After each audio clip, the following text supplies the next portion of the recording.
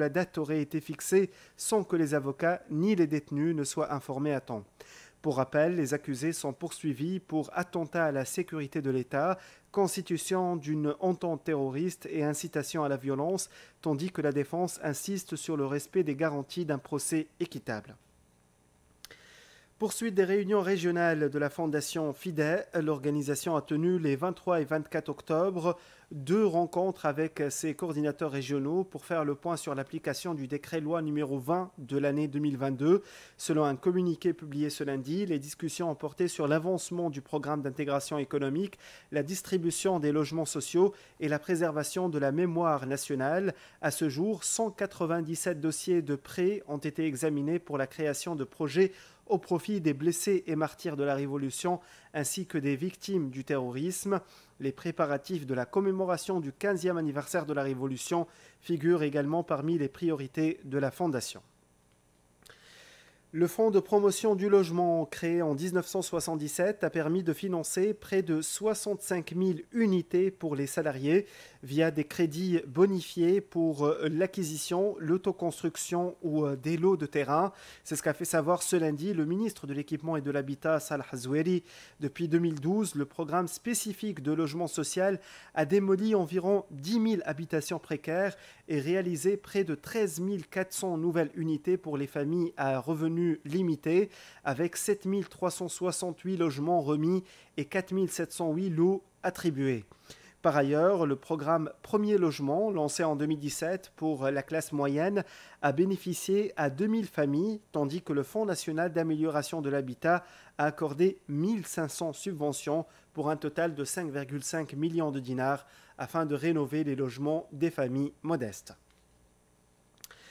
Les avoirs nets en devises progressent et dépassent les 25 milliards de dinars au 24 octobre 2025, soit l'équivalent de 107 jours d'importation, en hausse de près de 2% par rapport à la même période l'an dernier. Cette amélioration est portée par la hausse des revenus de travail de 7,6% et des recettes touristiques de 7,8%, tandis que les services de la dette extérieure ont reculé de 14%. La Banque centrale note également une régression du volume global du refinancement passé à 11,7 milliards de dinars et une forte hausse des transactions interbancaires à 4,1 milliards de dinars, soit plus de 60%. Un projet national pour sécuriser l'approvisionnement en volaille. Le ministère de l'Agriculture annonce aujourd'hui le lancement d'un projet de production locale de souches parentales de volaille visant à réduire les importations coûteuses d'Europe. Selon Fathi Rib, président de la Chambre nationale des abattoirs et transformateurs de viande blanche, la Tunisie prévoit de produire 25 à 26 000 souches par an sur plus de 2500 hectares avec toutes les garanties sanitaires et logistiques. L'objectif étant d'assurer la stabilité et l'approvisionnement et développer un projet stratégique à l'échelle nationale. Le ministère de l'Agriculture poursuit sa lutte acharnée contre la cochenille, un insecte ravageur redoutable qui s'attaque aux figuiers de Barbarie dans plusieurs régions du pays. Des efforts soutenus sont déployés pour protéger cette culture et préserver les revenus des producteurs touchés. Plus de détails avec notre correspondant Lardal Suite. Le ministère a débloqué un budget pour l'arrachage et l'enfouissement sous terre de 60 km de haies de cactus contaminés, ainsi que la taille et l'élagage de 1900 hectares de figuiers de Barbarie dans la région de Zelfen, considéré comme le premier producteur de Hindi dans le gouvernorat de Gassri. Le ministre a également déclaré qu'un essaim de 27 000 coccinelles, élevé spécialement au laboratoire, a été lâché là où la cochenille sévit et grignote les raquettes et du mucilage. Toutefois, les observateurs reprochent aux responsables d'avoir perdu beaucoup de temps avant d'établir une stratégie de lutte à la hauteur de la gravité de la menace. En 2017, déjà, l'FAO nous a avertis. Les premiers foyers d'infestation découverts en 1921 dans le gouvernorat de Mahdiya et Terouane ont été négligés et la population a dû lutter par des moyens personnels rudimentaires et limités. Sur les 650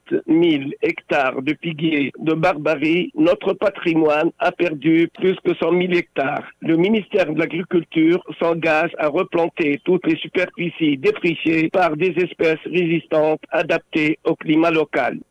Démarrage de la campagne oléicole cette semaine dans le nord-ouest du pays, dans un climat d'optimisme où l'on s'attend à une récolte particulièrement prometteuse cette année. Le point avec notre correspondant Jamel Tibi.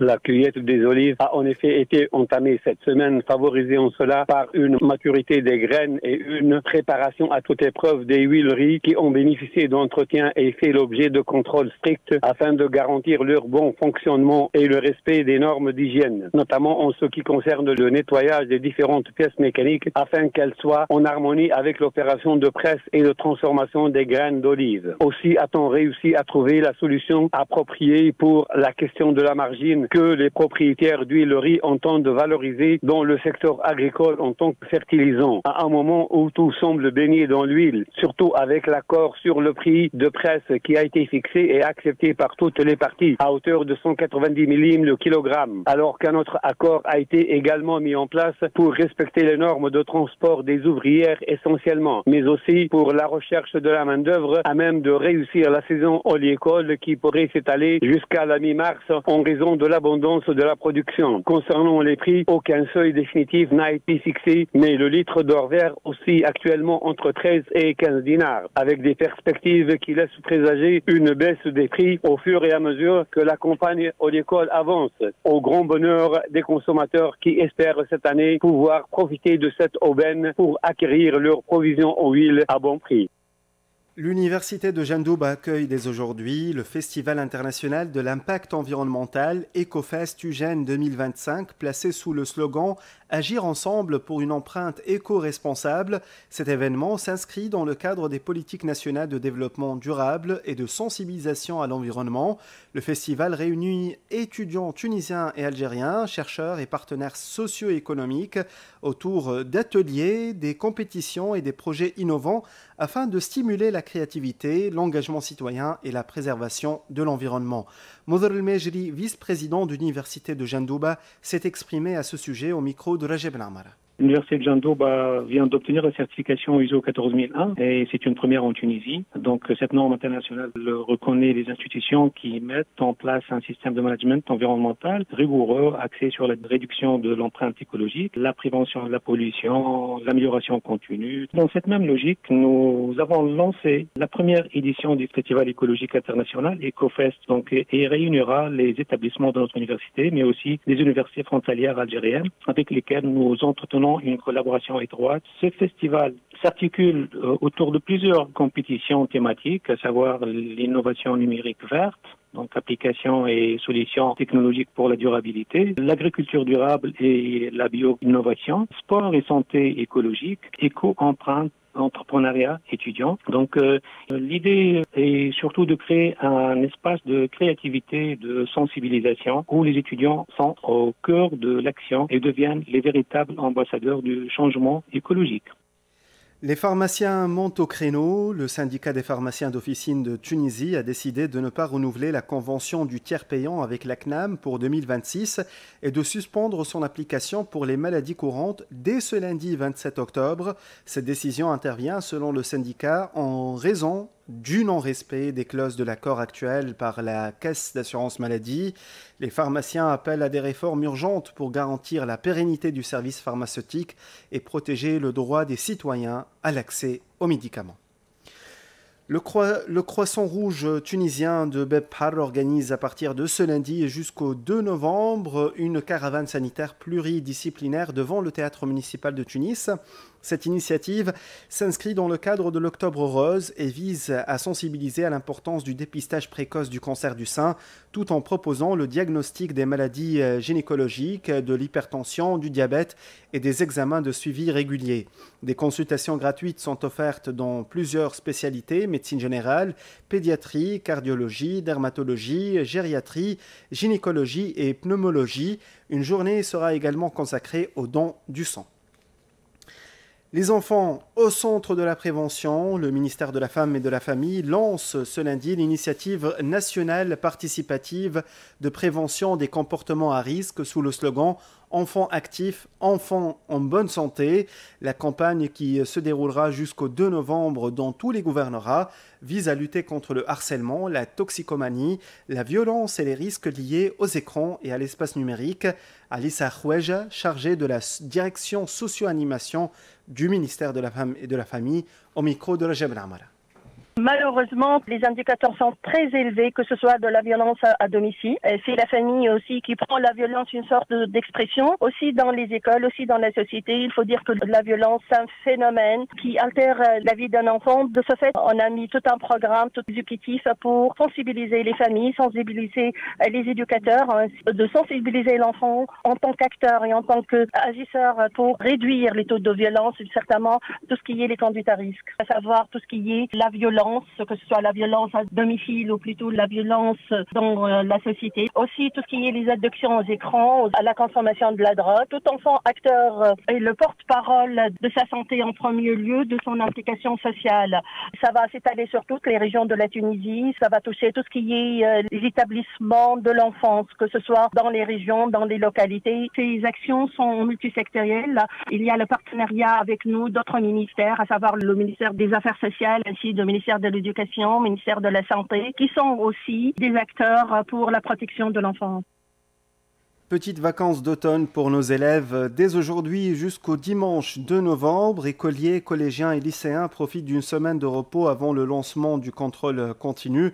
Les évaluations reprennent lundi prochain 3 novembre pour les élèves du primaire, alors que les cours se poursuivent normalement jusqu'au samedi 29 novembre, suivi des devoirs écrits du 1er au 13 décembre. Les vacances d'hiver pour cette année s'étendent du lundi 22 décembre au dimanche 4 janvier 2026.